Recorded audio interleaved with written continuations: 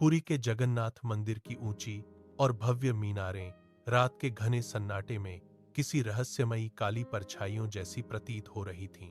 चारों ओर सन्नाटा था, पर माधव के मन में अशांति का बवंडर उठा हुआ था। वह मंदिर की ठंडी बाहरी दीवार के पास दुबका हुआ था। उसके कानों में अपनी बीमार मां की निरंतर उठती खांसी की दर्दनाक आवाजें गूंज रही थीं। घर में पिछले 3 दिनों से चूल्हा नहीं जला था और भूख की तड़प अब बर्दाश्त से बाहर थी।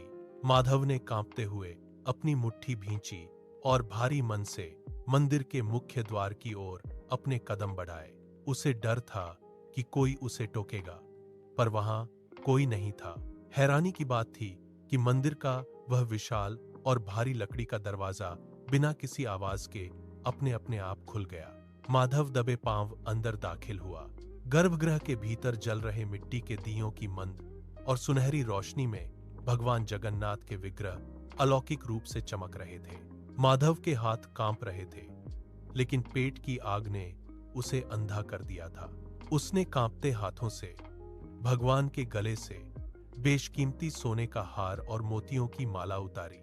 उसके पैर लड़खड़ा रहे थे और दिल जोर जोर से धड़क रहा था, लेकिन कोई भी पहरेदार उसके सामने नहीं आया।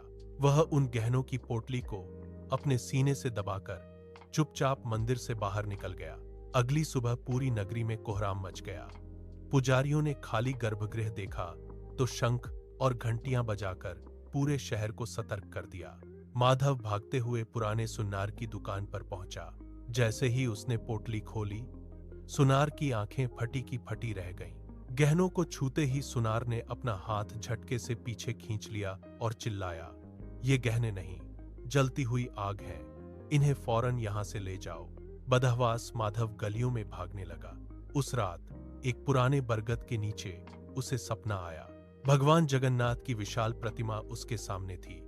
उनकी आंखों में क्रोध नहीं, बल्कि अपार करुणा थी। भगवान ने धीरे से कहा, माधव, तुमने मेरी परीक्षा ली, अब मेरी बारी है तुम्हें राह दिखाने की।